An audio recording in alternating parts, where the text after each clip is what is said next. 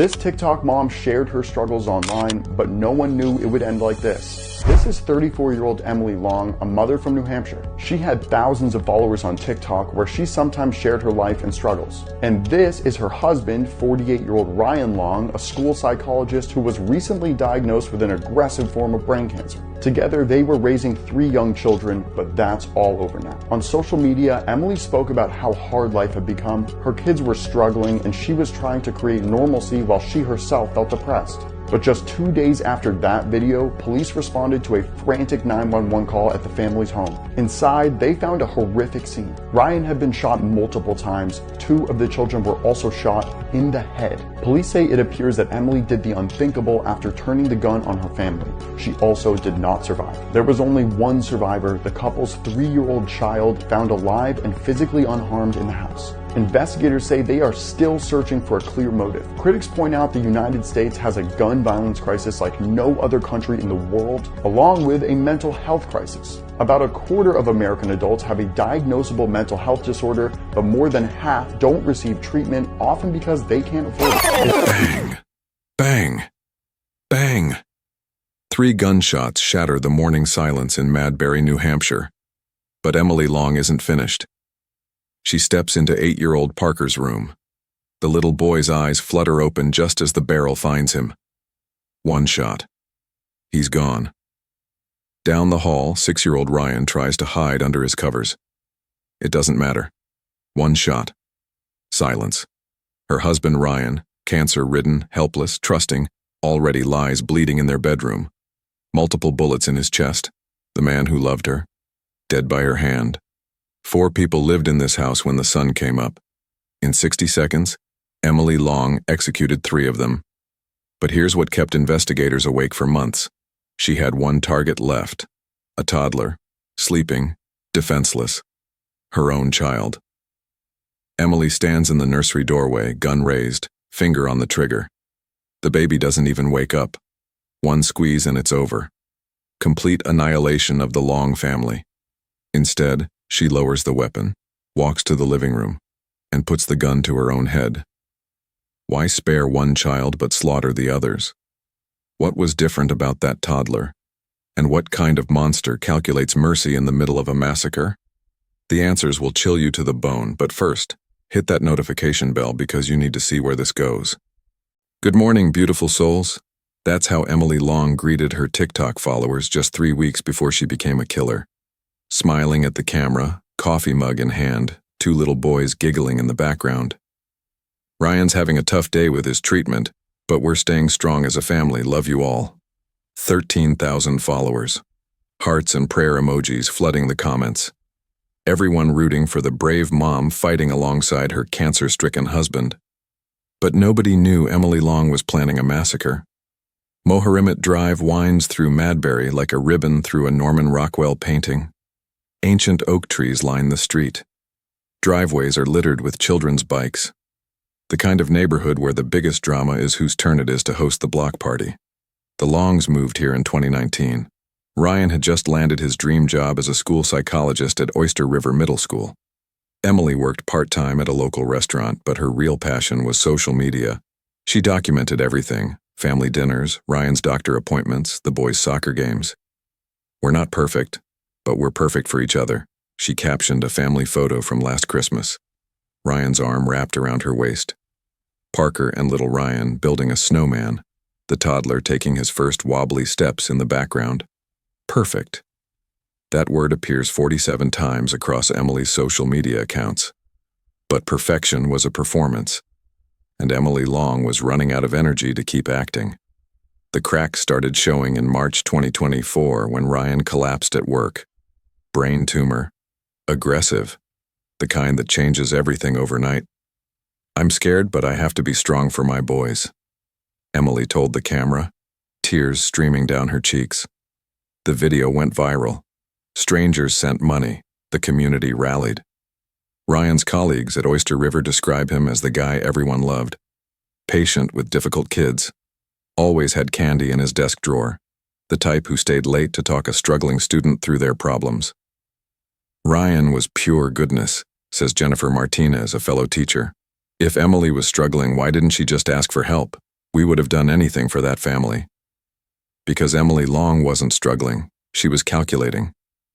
Her final TikTok post, uploaded the night before the murders. Sometimes the strongest thing you can do is make the hard choices, even when nobody understands, especially when nobody understands. The comments are haunting now. You've got this, Mama. Praying for your family. Ryan is so lucky to have you. Lucky. That's the word that makes your stomach turn. Ryan Long had no idea his wife was about to execute him. Parker and 6-year-old Ryan went to bed that Sunday night expecting pancakes in the morning. The toddler fell asleep to his mother's lullabies, trusting the hands that would soon hold a gun. But here's what investigators found that changed everything. Emily had been researching gun violence for months, suicide methods, how to access the family's handgun. She'd even Googled how long before someone finds bodies in rural New Hampshire. This wasn't a mental breakdown. This wasn't a crime of passion. This was premeditated annihilation. But why spare the toddler? Was it mercy, guilt, or something far more sinister? Don't let this family be forgotten. Subscribe now so their names live beyond this tragedy. 5:47 a.m. September 25th, 2024. The sun hasn't crested the tree line on Moharimet Drive. Most of Madbury is still asleep. Even the birds are quiet. Emily Long has been awake for 2 hours. She's already made her decision. Already retrieved the handgun from its hiding spot in the master bedroom closet. Already accepted that this morning 4 people will die in this house. But she's methodical. Patient. This isn't rage. It's ritual. She starts with coffee. The same morning routine she's filmed hundreds of times for TikTok. Except today there's no camera, no performance. Just a woman preparing to commit the unthinkable. Ryan stirs in their bed. The cancer treatments have ravaged his body, but his mind is sharp. He loves her, trusts her. When he sees her standing in the doorway with something in her hand, he probably thinks it's his medication. Em? What time is it? Those might be his last words. Emily raises the gun. Ryan's eyes widen, not with fear, but confusion. In the split second before she pulls the trigger, he's trying to process what he's seeing. His wife, the mother of his children, about to murder him. The first shot hits his chest. He gasps, tries to sit up. Blood spreads across their white sheets, the same sheets they picked out together at Target 3 years ago. She fires again, and again, and again. Ryan Long dies in the bed where his children were conceived, where he used to read bedtime stories when they were small, where he held Emily when she cried about his diagnosis. The gunshots echo through the house like thunder. In Parker's room, the 8-year-old bolts upright. He's always been a light sleeper, smart kid, honor roll student. He loves dinosaurs and wants to be a paleontologist when he grows up. He won't live to see 9. Mom, he calls out, voice thick with sleep and confusion. Emily appears in his doorway, gun in hand, no emotion on her face. Parker sees the weapon, sees the blood on his mother's hands. In that terrible moment, this little boy understands he's going to die. He scrambles backward against his headboard, pulls his Batman blanket up to his chin like it might protect him. Mom, please. A one shot, point blank. Parker Long crumples forward, still clutching his blanket. Down the hall, 6-year-old Ryan is crying. He heard everything. The gunshots, his brother's voice, the awful silence that followed. He's trying to hide under his bed when Emily finds him. This little boy, named after his father, sweet and shy, still sleeps with a nightlight, looks up at his mother with tears streaming down his cheeks. I'll be good, Mommy. I promise I'll be good. Emily Long looks down at her youngest son, 6 years old, scared, innocent, begging for his life. She pulls the trigger. 3 down, 1 to go. The nursery is at the end of the hall. Pink walls covered in stickers of unicorns and rainbows. A mobile slowly turning above the crib, playing a soft lullaby. The toddler is still asleep, thumb in mouth, clutching a stuffed elephant that's seen better days. Emily stands in the doorway, gun raised, finger on the trigger. This is the moment that will haunt investigators forever. She has murdered her husband, the man who loved her unconditionally.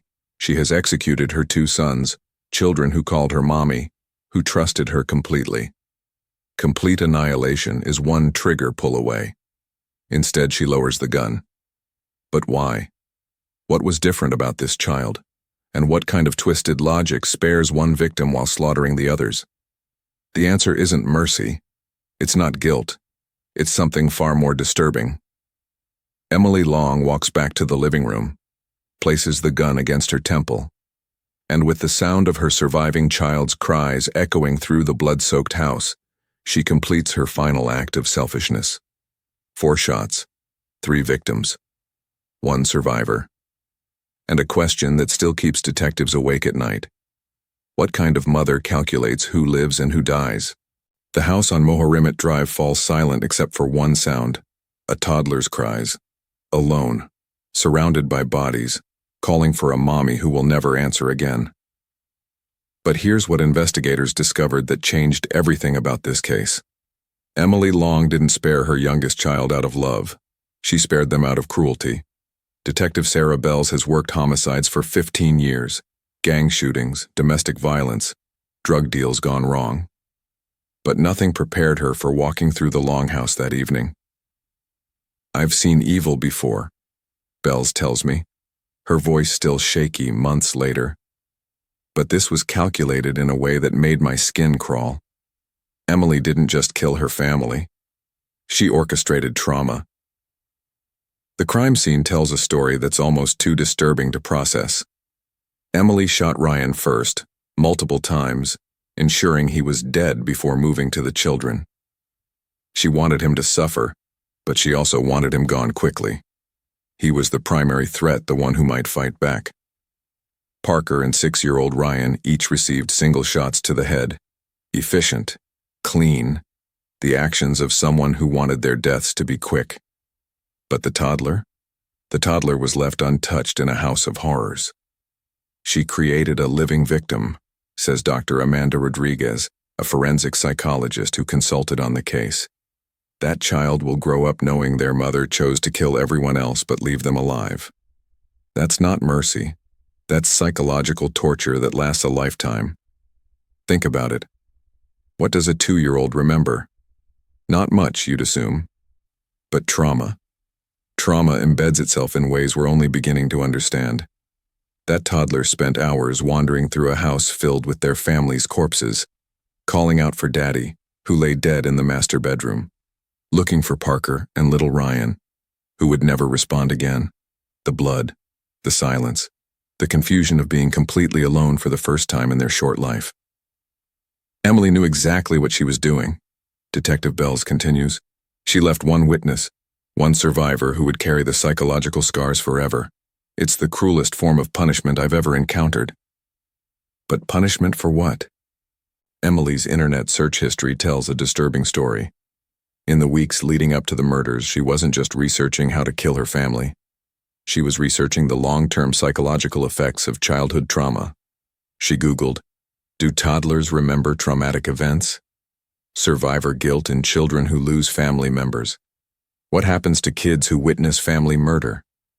Emily Long was studying how to destroy a human being without killing them.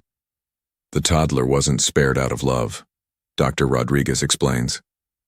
They were spared to suffer. Emily wanted to create a living memorial to her violence, someone who would carry her cruelty forward long after she was gone. The child found wandering among the bodies that night wasn't saved by maternal instinct. They were cursed by maternal malice. But here's where the story gets even darker. Investigators believe Emily chose which child to spare based on age, not favoritism. The toddler was the youngest, the most vulnerable, the one least likely to have concrete memories of the family before the massacre. In Emily's twisted logic, this child would grow up defined entirely by this trauma. Parker and 6-year-old Ryan had personalities, friendships, futures that existed independent of their mother. The toddler was still forming their identity. Emily wanted that identity to be shaped by her violence. She wanted to create a living ghost, Detective Bell says. Someone who would spend their entire life wondering why they lived while everyone else died. It's psychopathic in its precision. If this moment broke your heart, then hit subscribe right now. Stories like this are too easily erased unless we keep them alive. But Emily Long made one crucial miscalculation. She assumed that surviving child would be forever broken by her choices. She was wrong. Because sometimes the human spirit refuses to be defined by evil. Sometimes love finds a way to bloom even in the darkest soil. That toddler, now living with extended family, surrounded by people determined to fill their life with healing instead of horror, may not remember the massacre that took their family, but they will remember being loved despite it. Emily Long tried to create a monument to her cruelty. Instead, she created a testament to resilience. The question that haunts investigators isn't why she spared one child. It's how someone becomes evil enough to weaponize mercy itself. 6:23 p.m., September 25, 2024. The call comes into the Strafford County Sheriff's Office from a neighbor who hasn't seen the Long family all day. Strange, because Emily usually has the kids outside by now. The toddler should be playing in the backyard. I heard what sounded like firecrackers this morning, 67-year-old Margaret Foster tells the dispatcher. But that was 12 hours ago. Now there's crying coming from inside the house and nobody's answering the door. Deputy James Murphy arrives first, 23 years on the force. He's responded to domestic disturbances, welfare checks, minor drug arrests. Nothing that prepared him for what he's about to find. The front door is unlocked. He calls out, "Police, anyone home?" The crying gets louder. A child. Somewhere inside. Murphy steps into the living room and immediately knows this isn't a welfare check anymore. It's a crime scene. Emily Long lies on the hardwood floor, gun beside her, blood pooled beneath her head. But that's not what makes Murphy's radio crackle with urgency. It's the small footprints. Bloody, leading from room to room. "I need backup," Murphy radios. "Multiple casualties, and I've got a child somewhere in this house." He follows the crying to the nursery. The toddler is standing in their crib, tears streaming down their face, reaching toward the door. Their pajamas are stained with blood. Not their own, but tracked through the house during hours of wandering. "Hey there, sweetheart," Murphy says softly, lifting the child from the crib. "You're safe now." But safe is relative when you're the sole survivor of a family annihilation. As backup arrives and crime scene investigators begin processing the house, Murphy carries the toddler outside. The child clings to him, little fingers gripping his uniform shirt. The worst part wasn't finding the bodies, Murphy tells me later. It was realizing this baby had been alone with them for over 12 hours, walking around, calling for people who couldn't answer. That image will never leave my head. The crime scene reveals Emily's methodical planning. She'd moved systematically through the house, master bedroom first, then the boys' rooms, finally the living room for her own death. But investigators also discover something that changes the entire narrative: Emily's phone. Her final TikTok post, uploaded at 11:47 p.m. the night before the murders, shows her tucking the boys into bed, kissing their foreheads, whispering, "Sweet dreams, my angels." The comments flood in. "Best mom ever." "Those boys are so lucky to have you." "You're such an inspiration." She filmed herself saying goodnight to children she planned to murder in 6 hours. The level of deception was staggering, says Detective Bells. Emily wasn't just lying to her followers. She was performing maternal love while planning maternal destruction. But the phone reveals even darker secrets. In her drafts folder, dozens of TikTok videos that were never posted. Emily practicing her grief, rehearsing her tears, perfecting her performance as the struggling mother. One draft, filmed 3 weeks before the murders. "I don't know how much more I can take. Ryan's getting sicker, the boys are acting out, and I feel like I'm drowning. But I have to stay strong. I have to be everything for everyone." She recorded that video 17 times before getting it right. Emily Long wasn't documenting her life. She was crafting her legend. the devoted wife who stood by her sick husband, the loving mother who sacrificed everything for her children. She wanted to be remembered as a martyr, not a monster. She was building sympathy for what she was about to do, Dr. Rodriguez explains. In her mind, the murders weren't evil, they were mercy. She was ending everyone's suffering, including her own. But mercy doesn't require multiple bullets. Mercy doesn't spare one child to suffer alone. The investigation uncovers financial troubles, medical bills from Ryan's treatment, maxed out credit cards, a mortgage 3 months behind. Emily had started a GoFundMe for Ryan's medical expenses that raised $23,000 from strangers who believed in her performance. Money she never used for medical bills. Money found sitting untouched in a checking account while Emily planned her family's execution. She was fundraising off Ryan's cancer while plotting his murder, Detective Bells says. I've never seen anything so coldly calculated. The neighborhood is in shock. Margaret Foster, who made the initial call, keeps repeating the same phrase. She seemed like such a good mother. The school where Ryan worked holds an emergency assembly.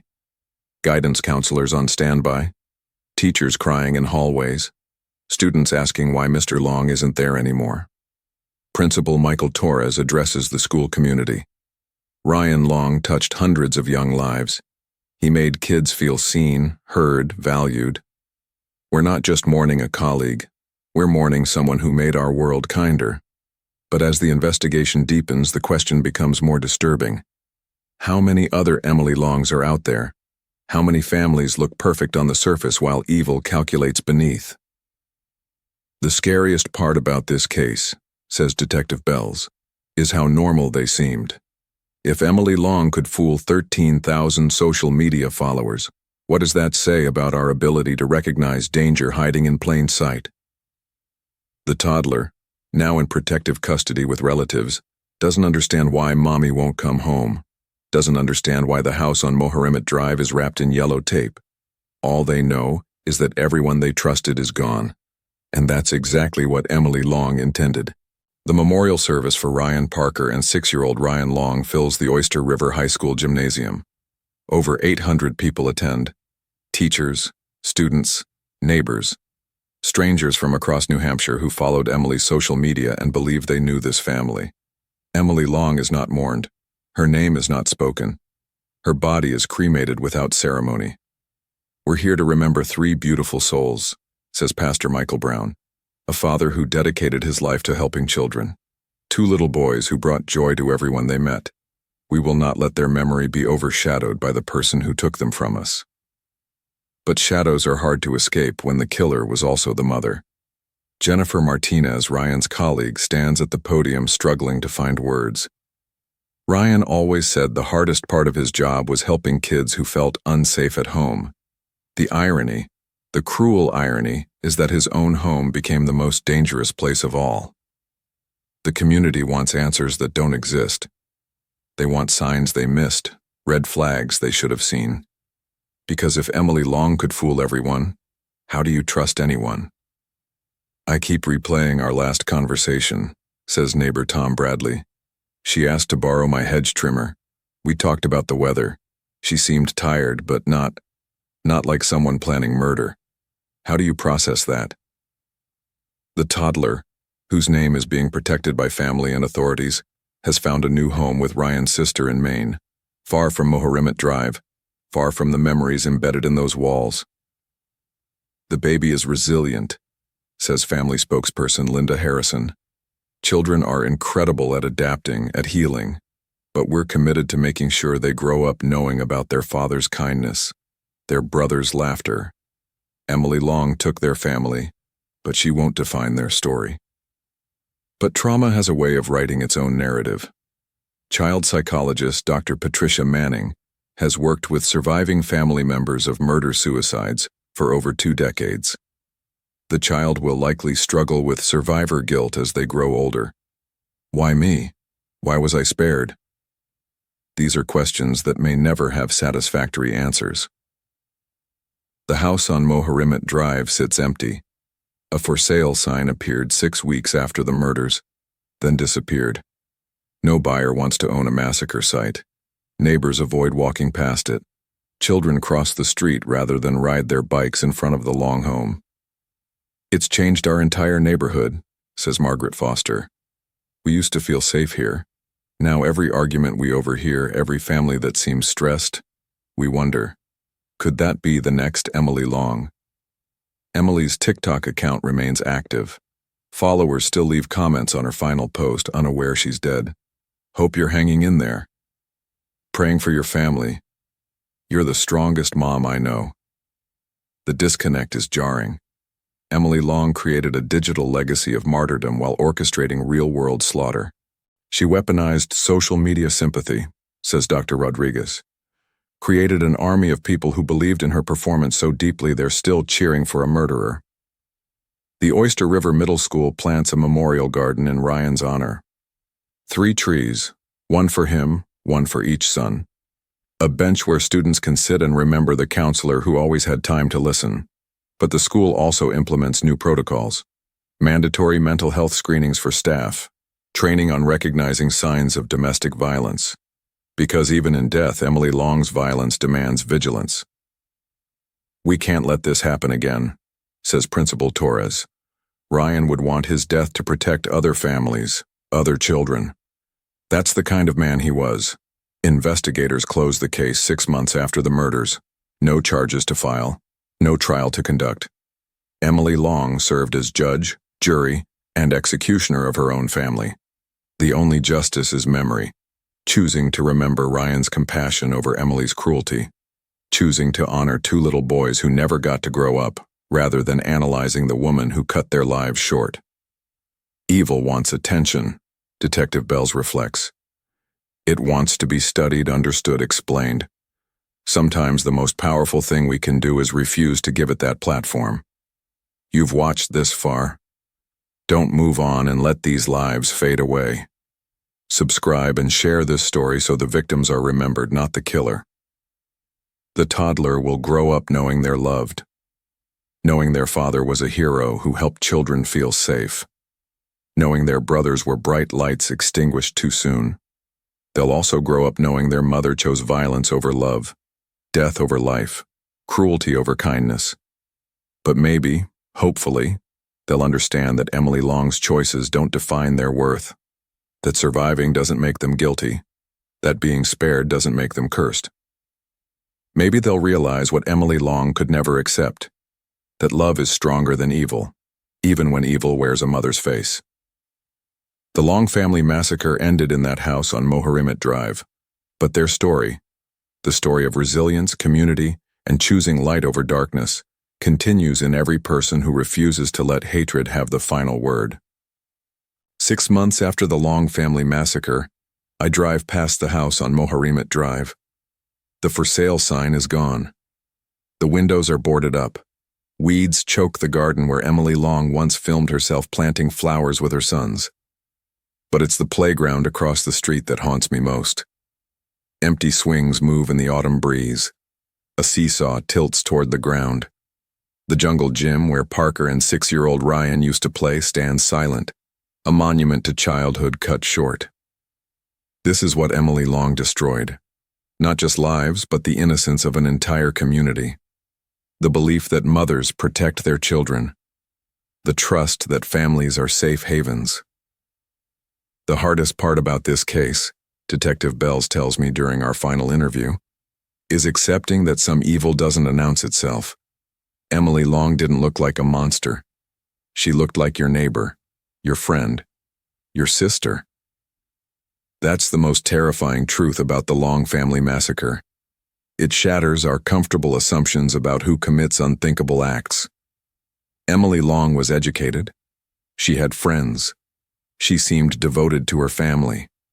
She made strangers care about her husband's cancer battle and root for her children's happiness, right up until the moment she executed them all. We want killers to be obvious, says Dr. Rodriguez.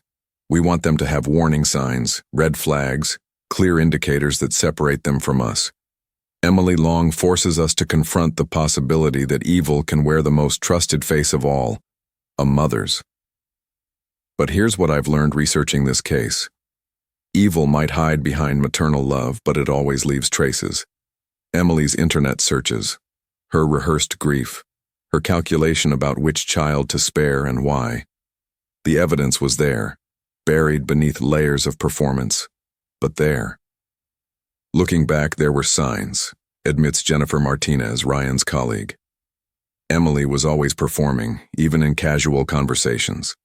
Everything was content for her social media. She turned Ryan's cancer into a brand. That should have felt wrong, but we dismissed it as her coping mechanism. The question that keeps me awake isn't why Emily Long killed her family.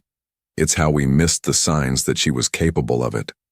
13,000 TikTok followers, hundreds of neighbors and colleagues, family members who saw her regularly. Not one person suspected she was planning mass murder. Emily Long represents our worst fear, Dr. Rodriguez explains. That the person we trust most could be planning our destruction.